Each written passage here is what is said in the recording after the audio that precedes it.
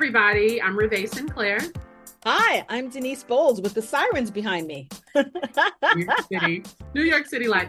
Well, we're here to help you doula that. Doula that. So thank you for joining us today. We are winding down 2023, and we've got a few things that we want to share with you, and hopefully they'll resonate with you and build you up. So, all right, let's dive in. We always start with doula skills. So let's talk about the lifestyle of being a doula. Mm-hmm. Okay. Okay, I forgot just that fast. Oh, I have to read something to y'all. Okay, so we spend time in social media places, and there was a post that was, it was really helpful, I think, to make us remember we're, veterans in the birth space, to help us remember what it might be like to be outside of the birth world and be an aspiring doula. And like, how do you make these decisions? It can be kind of tough to know. So here's the post. Someone posted that they're an aspiring birth doula, but they're having doubts that the schedule will work with their life. They are a mom to a 5 and 3 year old, and they don't have a ton of support in order to like step in at any time to care for their children while they're at work. So they say that they're very passionate about birth work, but not sure that the on-call nature would be the right fit for them. They would love to hear from doulas out there that were moms to little ones when they were douling, how to manage it and make it all work. The other question was, how stressful is it to make it all work? And she thanked us in advance for our comments. So there are a couple of comments. I haven't read the comments, but I know we have our own commentary. So what are your initial thoughts when you hear this about an aspiring birth doula who's a single mom to two little kids under the age of 5? As you know, I'm a single mom. I'm an empty nester now. And raising Jordan back I had him at 26, so raising him all that time, there's a lot of stress. There's a lot of stress as a single parent because you are playing the role of multiple people, multiple things, all at the same time. There's a lot happening. And then to have someone else come in and say, hey, I need you. I'm in labor now. I need you to come. You really have to have an excellent team behind you. I was very fortunate. My parents were amazing backup people for the things that I wanted to do, like go back to school, change jobs. I was able to do that because I had that support, but it is a lot of stress. And I don't know if adding on the stress of being on call is really going to enhance the quality of life for that single parent family.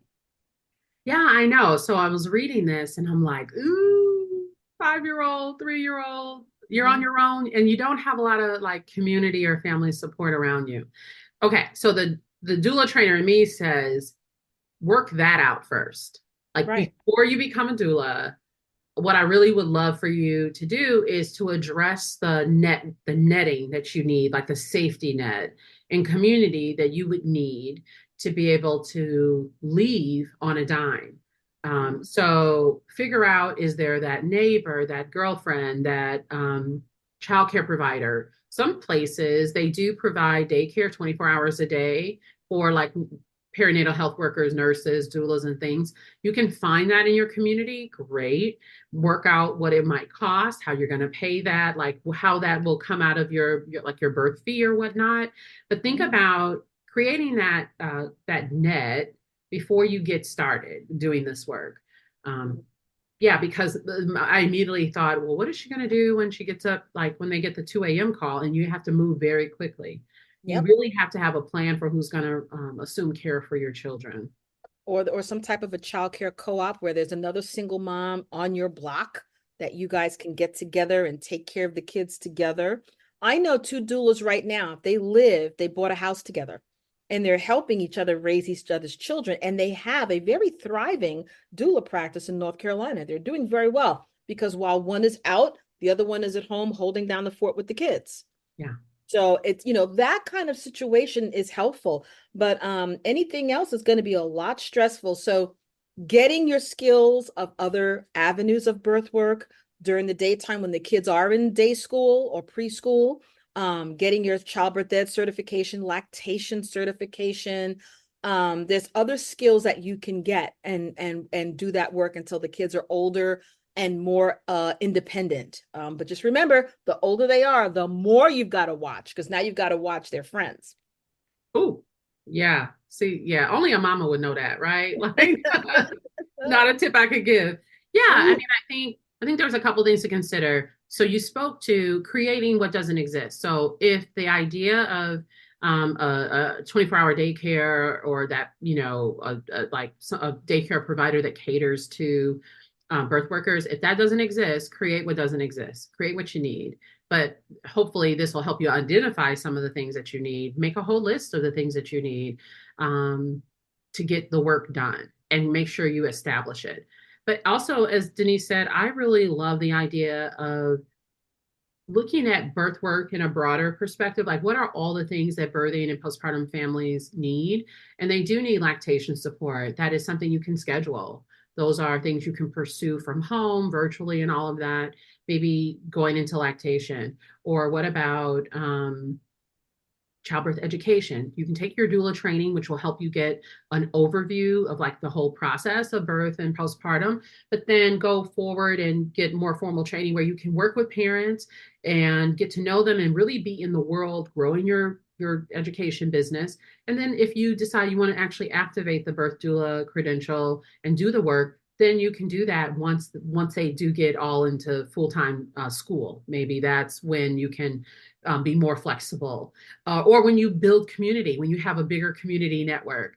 But I do think that there are so many things around birthing and postpartum bodies that you can consider. Maybe you can do meal prep. There's a lot of services that you can do that help you stay in this world and swim in this world very well, and be supportive of families without taxing you.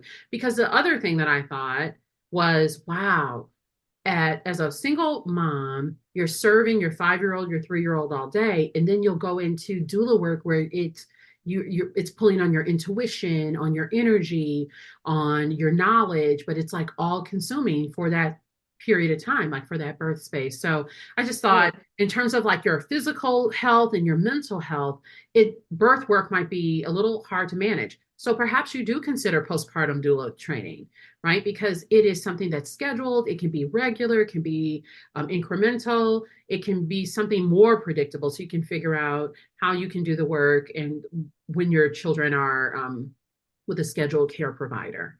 Yeah, So there's a growing business in nutrition and even meal prepping for families. yeah, or if you have any skills around like yoga or fitness, There you go. or any of that, like all of that, those skills translate very well into the parenting space. Mhm. If you are a former educator, early childhood development, like any of that, if you're an artist and like doing art therapy, like there's a lot of things that are like parenting, family development adjacent, that might allow you to schedule and not be so taxing.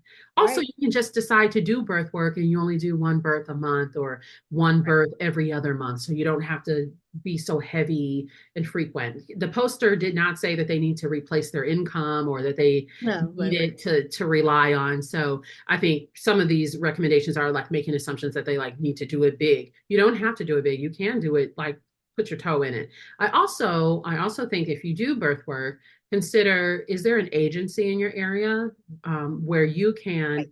have Right. built-in backup, and there's Right. some flexibility and some understanding, like tag teaming. People definitely have tag teams, and so the families know it could be her or it could be him coming to be your doula. So like that flexibility built in. Some people build their birth doula practices as partnerships, so Right. that they do alternate and they can schedule. So there's definitely some options.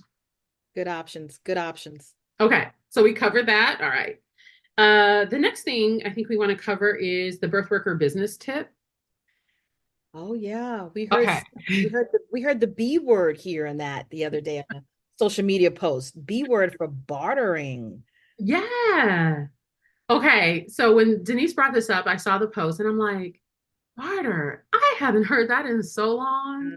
No. So I feel like when I became a doula 20 years ago, people did barter because families didn't necessarily have money for what seemed like a really new expense. But tell me, what is your experience? Share with us what your experience with bartering is or your thoughts around it. Not very much with bartering. For me, it has not happened as much here in New York City. Unless I hook up with a massage therapist, a plumber, a carpenter, an electrician, an auto mechanic, something really, or a pet veterinarian.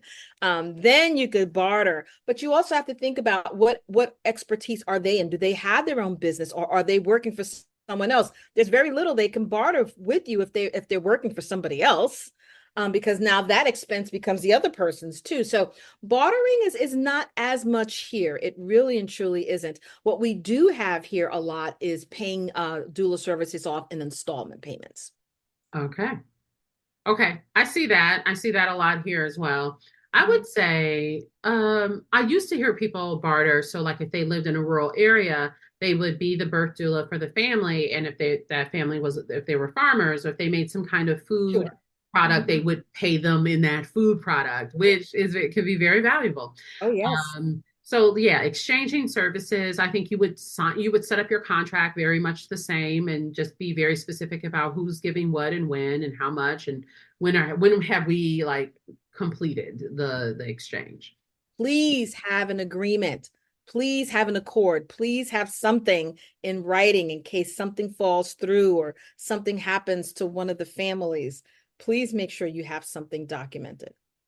Yeah, okay. So here's the thing. You can have a verbal agreement, but when things fall apart, and I'm using the word when because it's not, it happens. Okay. So it's not a if, but when things fall apart, you want to make sure you are clear about what everyone was supposed to give in the agreement. And so just writing it down is super, super helpful. So I'm always going to endorse contracts. I think people definitely should do that. I also want to just talk through this idea of exchange. Yes. So a definition of a contract is when you are exchanging a thing of value. Okay. So, one, it has to be something that has value, that everybody can see very clearly this is something valuable.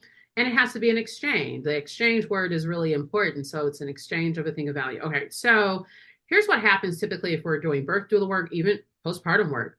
People give us money up front and they sign a contract. And then we wait. The Mhm. problem with the wait is we haven't exchanged.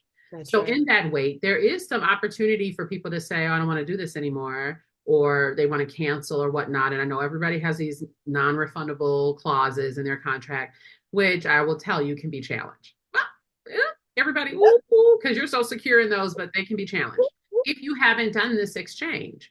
Right. So I remember years ago, people were starting to have trouble with PayPal. Families were paying with PayPal and then going to PayPal and asking for their refund. And PayPal is very consumer, Very. customer friendly. And so they were giving these refunds back, and birth workers were like, wait a minute.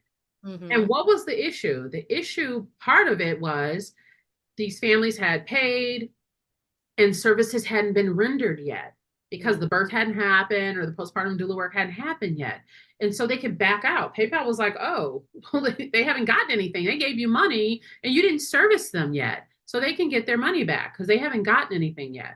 So there became this practice. And so for those who are a little bit newer, probably totally missed this on the social media platforms or weren't around for it yet, you need to give them something. You need to engage with them. You need to get the service. Like, let's get this party started. Okay.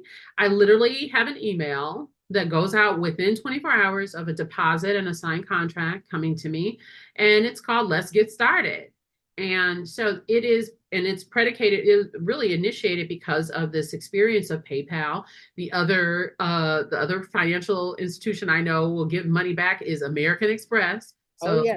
I don't take American Express payments. I don't take PayPal payments because they are very consumer friendly, which can be good for some folk and not necessarily good for you as a business owner. But the main thing about this particular point is make sure that you start services ASAP and you exchange something, a thing of value, right?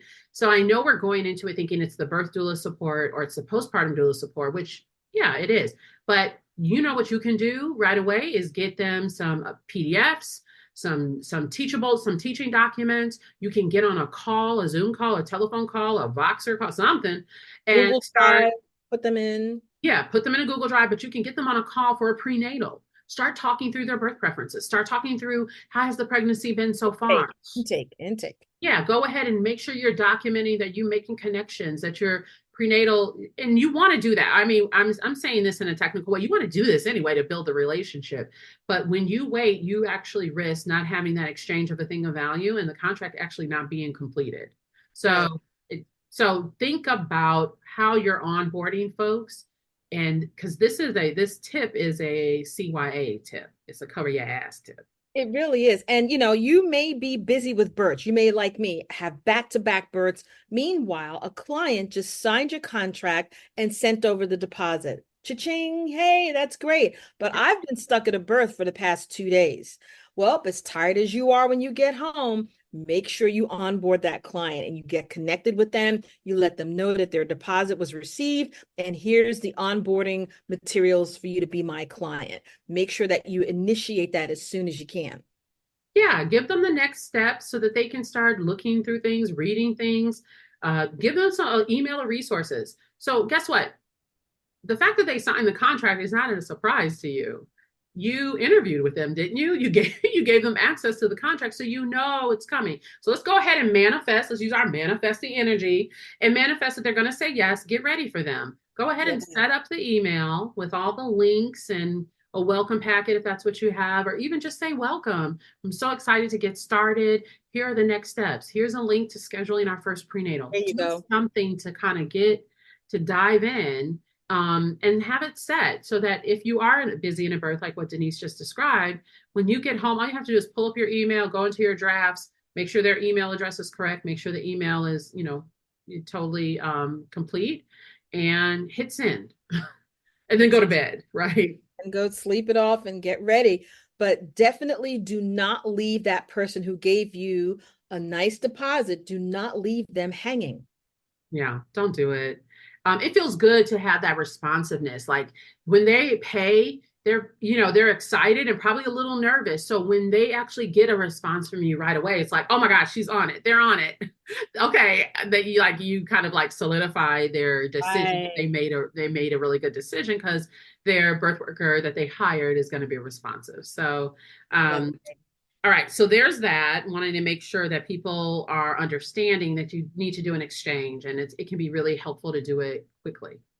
Um, right. all right, okay, so birth worker excellence. So one of the things, see, here I go, child talking, I got to get ready.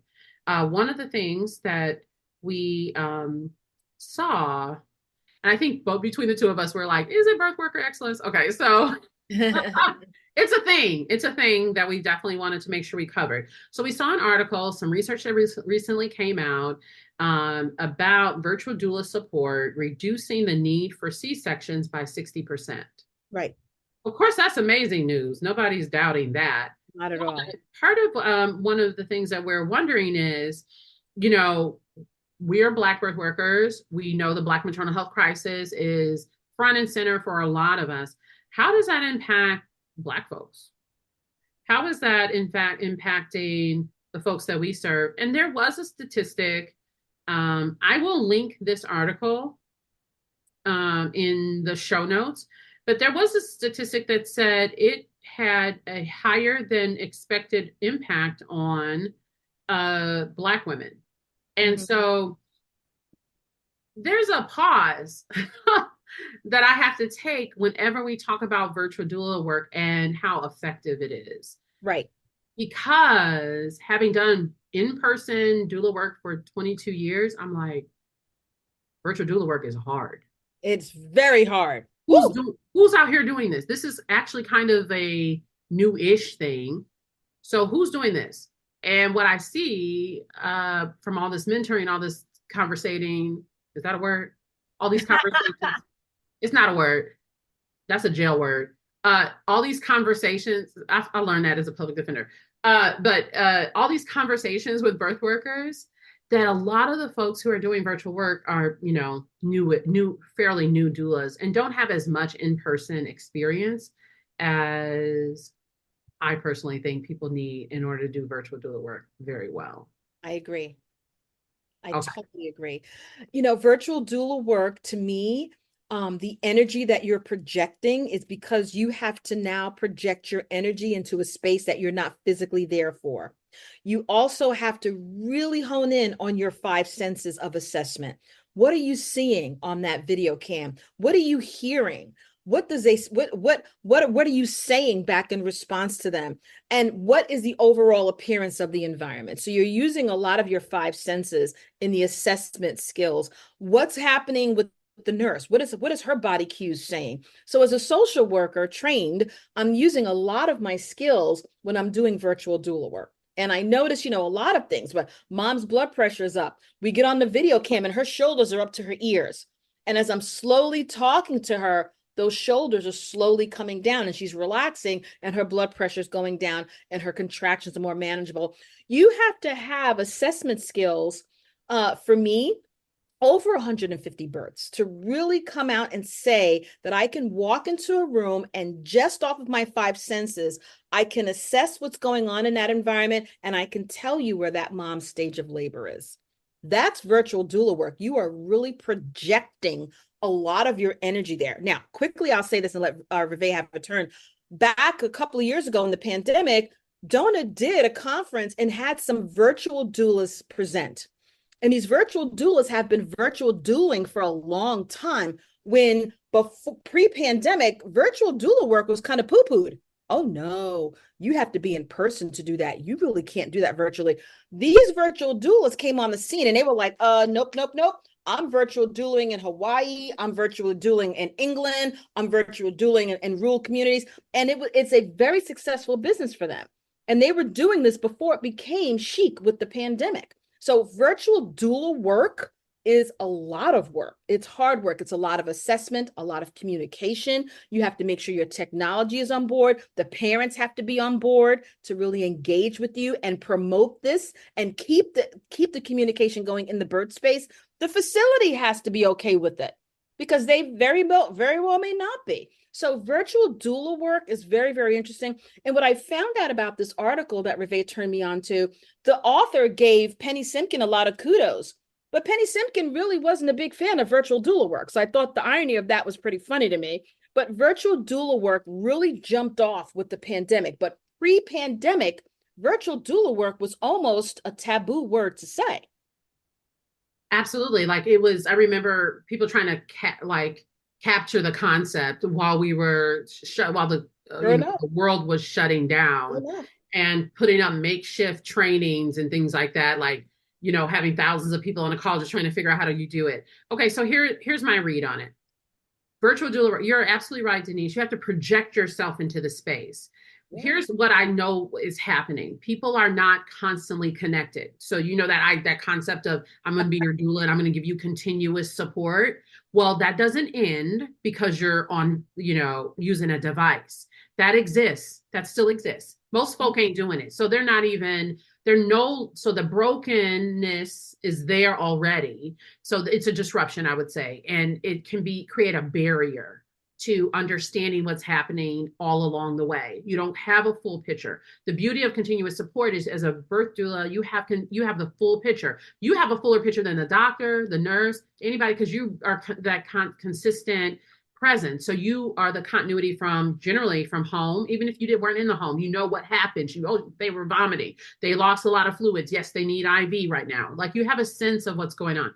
When you do virtual doula work, a lot of people are disrupting it and they're like coming on and off the phone. And sometimes people aren't even answering these devices. Sometimes these devices aren't even charged. Sometimes people who didn't really even want them to have the birthing person have a doula, they use this opportunity to disrupt and make sure the devices aren't available. Sometimes the devices aren't turned into the direction that you need. So here's the thing. You want to know what's the vibe of the nurse? Well, you got to be able to see them or observe them. They usually are trying to run away from the camera. You want to know what the partners are feeling, what the birthing person is feeling. Well, I do that by vibe check, but also looking in their eyes. It's hard sometimes when you have these devices. So the biggest skill that I think is missing, and I love that you gave a number like a 150, because that quantifies it for folk. That's how much you need to be in a hospital space or continuously in a birth center space. Because if I've been in one hospital at this point, 800 plus births, I know that I know what's in the room. I don't necessarily know where it is, but I know the basic equipment that's in a room. So I can actually tell a partner, okay, there's a drawer. There's going to be a drawer somewhere. And I don't know if it's going to be in the rolling on wheels or if it's going to be in a built-in, but there's going to be some pads. There's going to be a toothbrush. There's going to be, I can say what I know. All right. And No. so I also have enough experience that I can anticipate the needs. Oh, that's what happened. Okay, so they're out there thinking blah, blah, blah. Get ready because they're probably going to come in and start having a conversation about this. I am anticipating things to help the families get ready because now I'm trying to hurry up and have a conversation before the staff comes in, before the vibe changes. I'm trying to prep them on what they're going to say because now I can't do the advocacy in the way that I could if I was in person. So I have to equip them. I also have to rely on somebody else to do the physicality of the work. So I'm like, remember we practiced this. Remember you tried this. Okay, this is a good time to try this. Oh, can you turn the camera? Sometimes the rooms, they actually block your signal. So it's hard for you to actually have visual and audio. There's a lot of tech stuff that can happen. And so you have to prep them, you have to prep the partner for the physical stuff. And sometimes guess what? You're actually in your space. You're also navigating all the noise and stuff in your own space. Right. That's Trying right. to stay, stable, stay plugged in, stay consistent and connected. Virtual doula work is not easy when you're not seasoned. It can be really challenging. So let's pause here for a minute. Let's toggle back because of time. I want to do some closing thoughts here. Just give us a second. Oh my God. Okay, we're back. All right. So I wanted to make sure that we hit on the topic of like pricing for virtual doula services, but also training. So I have heard, and it like feels like a little to me, about people charging the same amount for virtual doula support as they do for in-person Oh Lord. doula support. Now, listen, I know I literally just said how hard it is and to project yourself into the birth space. I know I just said that. Oh. However, I also said you have to rely on somebody else to do physical comfort measures. You have to rely on somebody else that's actually in that room to do the communication with you, to make sure all the devices are charged, that you have the right like little stands to turn like the little goosenecks and stuff. Like you have to rely on other people to do the work that you would normally do. So there's some part of me that feels like it doesn't feel right to charge the exact amount, same amount that I would charge in person because other people are doing my work. Mm-hmm. I also think about, so I know the argument is, well, I have to be, I have to keep my schedule open. I have to be on call for the same amount of time. And so it's the same. Well, we just talked about like, there's a lot of ways it's not the same because you're literally not doing the same thing.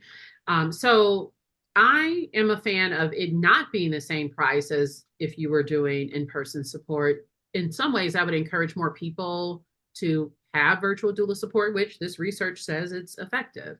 But I also think it acknowledges a lot of the work, the heavy lifting that you're not doing in the space. I don't know if you have something to share around pricing. Yeah, it's once again, it's going to also come on experience because I'm sorry, for these younger doulas, but you have to put in the time of being hands-on and doing birth work in birthing spaces. So like Ravae said earlier, you can direct families to something that might be in the bathroom. You can direct families a certain way. If you've never been in a birth room, then it's very hard for you to do that virtual work. Also, too, the assessment skills. This is a practice. I call doula work a practice. Every birth, you're learning something. And for you to be able to walk into that birthing space, look at the environment and be able to make that call on where that person is in their labor. Where is this baby? How is this father reacting? How is the nurse maintaining the room? What's the environment here in this department? All of those things come with experience and hands-on assessment skills. Your assessment skills, body cues, What's being said? What's not being said? How disheveled is this room? How's the mom in the bed? Is she like all slunched down in the bed, or is she sitting up and she's has her refreshments and she's being cared for? So there's a lot of things to be looked at here. And I'm sorry, but newer doulas, you have to put in the time in order for your practice to be honed. You really do. Ravae has over 800 births. I've been doing this now going into my 10th year now. I have 287 births. Okay. So it takes time to really get in there and assess what's happening. And you can't do that if you don't have enough skills. So charging the same thing like you would for an in-person, no. I think that's not fair. That doesn't make sense to me. Now, here's the beauty. People can do whatever they want. It's their You can do business, whatever you right? want to do. Do But whatever. guess what? I get to have an opinion and I got a podcast so I can say what I want to say, right? Because here's the thing. Doula that. Doula that. Doula that, okay? But here's the thing. Somebody else has to be your eyes and ears. You're not doing the same level of work. And so Right. I think just to make it more accessible, I think a lower price makes sense because also people have to make sure they have these devices and all the cords and the goosenecks and stuff. Like they're making an investment Right. in order to have this virtual doula support. So price what you want, whatever. But I definitely have an opinion that I don't think you're doing the same level of work. I do think you have to work harder on the prenatal side to make sure that there's a tech rehearsal. So I always do that with my virtual doula clients. So I'm like, what are you going to use? Oh, you're going to use that? Let's use it right now. Hang up with me. If you're going to do Google Duo, Try it out. Let's try it out. I want you to see how it looks. And if you have some kind of like stand or arm or leverage that you're using, then let's try it. That's when we learn, oh, the button doesn't work, or oh, it used to work. Somebody that the other kid broke it in the meantime, and you didn't realize that. Yeah, let's work out the kinks so we don't have any of these surprises when we're trying to use the equipment, when we get in the hospital. So even like comfort measures, I actually do the comfort measures using one of the devices, right? Because I've got to practice how to coach them into these different positions. The partner has to practice like helping me see and visualize while they actually have to do it.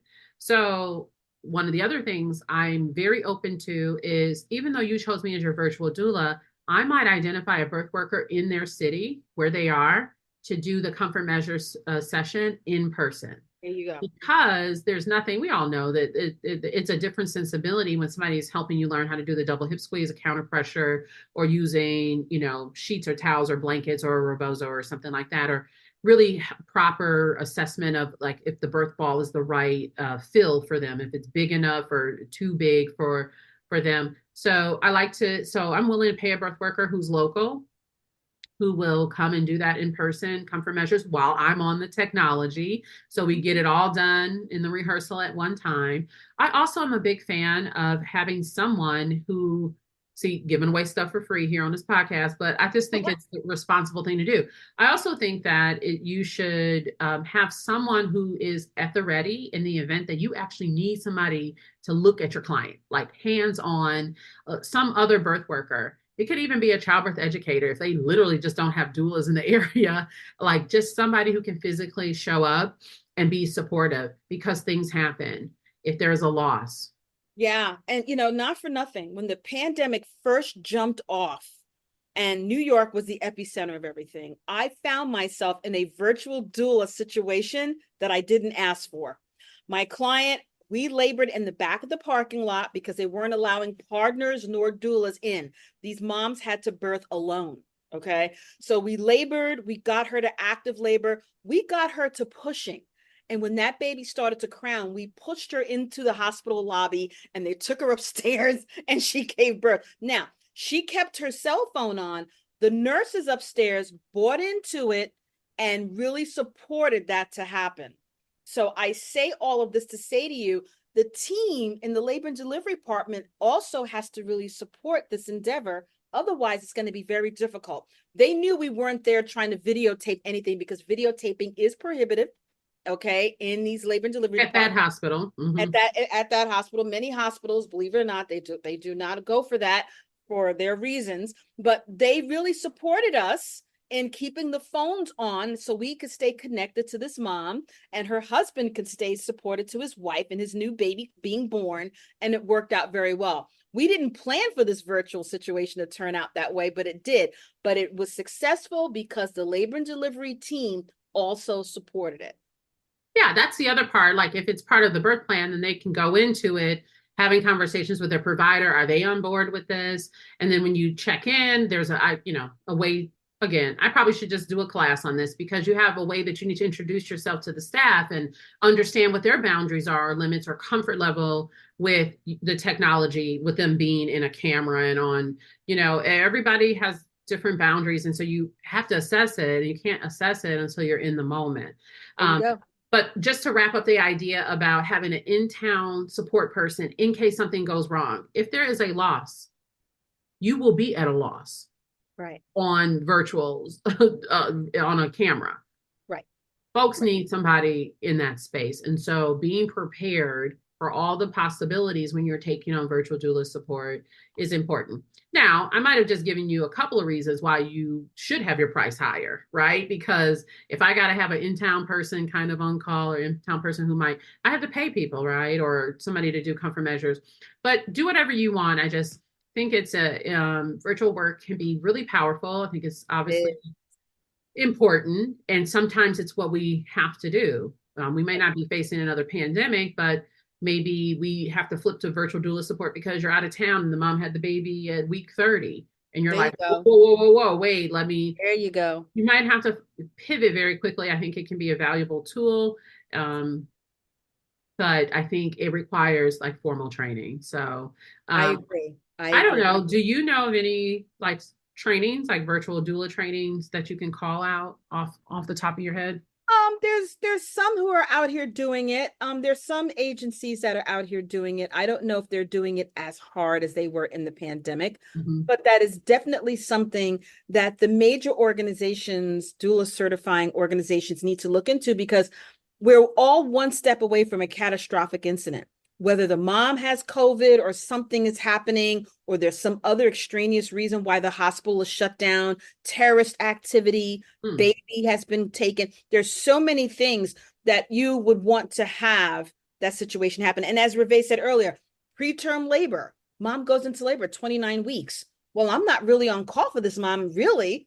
Technically, I'm not really supposed to be around until 36 weeks. Well, here we are, several weeks early, and I'm not even in the state right now. Right. So, and your backup doula is prepared for birth to happen at that same time interval. Correct. It might not be available either. Correct. So having a virtual clause in your contract is helpful. Understanding the support, making sure the partner is okay with all this. It's a lot of responsibility to put on the partner for the phone hookup and keeping the communication engagement open. There's a lot of factors at play with virtual work, and it does take skill. That's why I'm going to bring it back to skilled professionals, skilled birth workers really can pull this off. I did it in the pandemic. It made the 6 o'clock news, but to be honest with you, that was like a wing and a prayer at the time because we were at the height of the pandemic with no vaccine then. Yeah. So this was really tough. Hair was tied up, wrapped up. We were praying that we didn't get COVID, even going near a hospital. So there was near each other. You were in the car. We were in the car together. Yeah, we were in the car together. I just could not leave this man alone because he was terrified not being, near his wife and child in a situation like that. So there's many things to think about. Your families will hire you for virtual work if the spouse is deployed in the armed services, if they're incarcerated, if they themselves are immunocompromised for cancer treatment, if they're out of town for an emergency, if there was a death in the family and they have to go, but you stay behind because you're pregnant and now you go into labor. There's so many scenarios that can come up that will require you to suddenly become a virtual doula. So I think what Ravae and I are saying here is really hone in on those skills and be prepared because you can pivot yourself into a virtual support in just a matter of seconds. Absolutely. And this might be, so we talked a little bit earlier about like the aspiring doula and trying to find a way to like do this work. Maybe that is what you do is virtual doula support for the family where the partner and the family are very willing to be very hands-on and very interested in having that interaction, but don't necessarily want another person in their space. So I think this Yeah, is a, you know, it's even just for a home place birth. where people need continuing education, like solid training. And you may not be anywhere close to the 150 births that like Denise spoke about, but if you actually get formal training, you can close the gap. They're just things that you need to know about, like things. The biggest thing for me that the skills or the experience offers someone is anticipation. Right. If you've experienced enough births in a hospital setting, you can anticipate the action, Right. anticipate the need for advocacy. You can anticipate what the next step may be, and you can prepare the family for it. There are just Correct. some things you can't prepare them for prenatally, and you shouldn't. But when you're in it, you're like, I can see what's coming down the pipe. And then you can kind of get them ready so they're not in shock as, conversations are being had, proposals are being made, and action is being taken, or decisions have to be made quickly. That's a lot of where your value comes, is anticipating the next step for a family. So, Right. Because you are the lighthouse in this ocean, in this place where this family's trying to steer their boat away from the rocks. You are the lighthouse to really guide them through so they can get there safely with their goals and their baby and their family. So being able to be proactive and being able to, as Ravae said, pivot and be able to move quickly and anticipate what's going to happen next, that does take skill. And then when you're all done, you can do what I do. You can go in your car and cry and vomit and like, oh my God, I don't believe I did that. That was just so intense. It was so intense. We react later. We don't react, yeah. but we react later. Yeah, I just two things I want to emphasize. One is the continuous part. I think I spoke about it a little bit earlier, but I think people are cheating. I think people are like hanging up and calling back and kind of doing a periodic check-in. Uh, Right. I definitely have an opinion about that. I'm like, let's just figure out. Sometimes we ramp up, right? I might do the check-ins the way I would for early labor anyway. We're not going to constantly be on the phone in early labor, but once we get to active, yeah, if we might be. First of all, I need to see my person. I need to see the birthing person, because the way they look, how they sound, all of that really matters.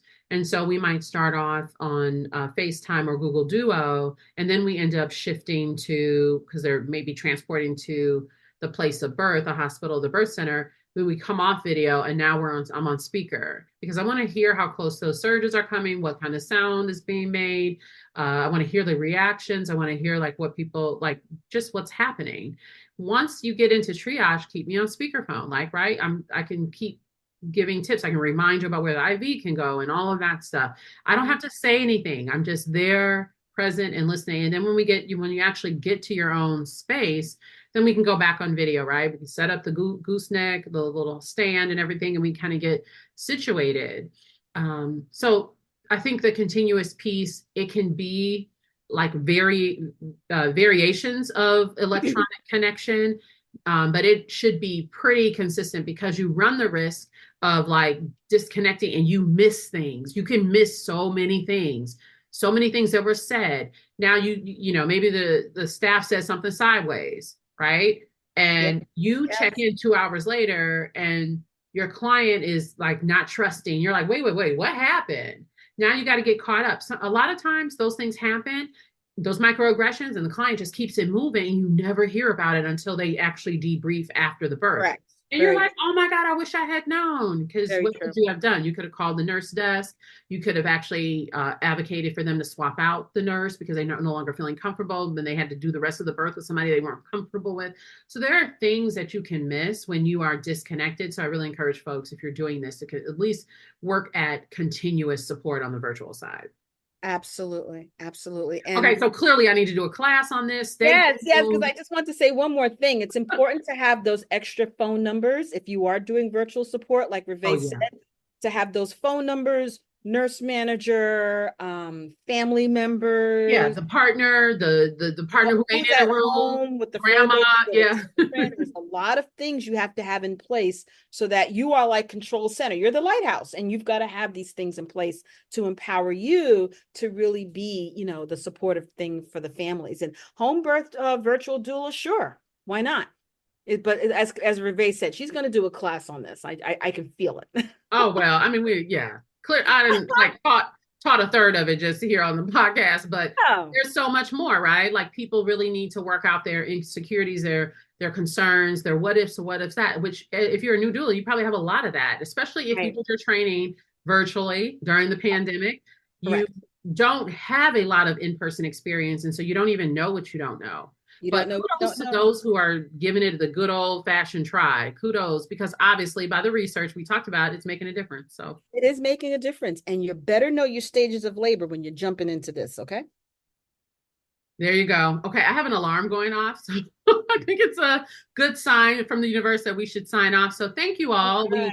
We hope that this was valuable to you. We look forward to you doing the work and giving us feedback. Don't forget, you can email us, doula that podcast at gmail.com. We want to hear from you. We want to start bringing some people on. We want to hear what your take is, what your feeling is. Join us on our Facebook page, which is Doula That Podcast on Facebook. We also have Doula That Podcast on Instagram. Follow us, like, send, share, so we can make sure we get the word out. So thank you all. And we hope that Thank you you. doula Do that. that.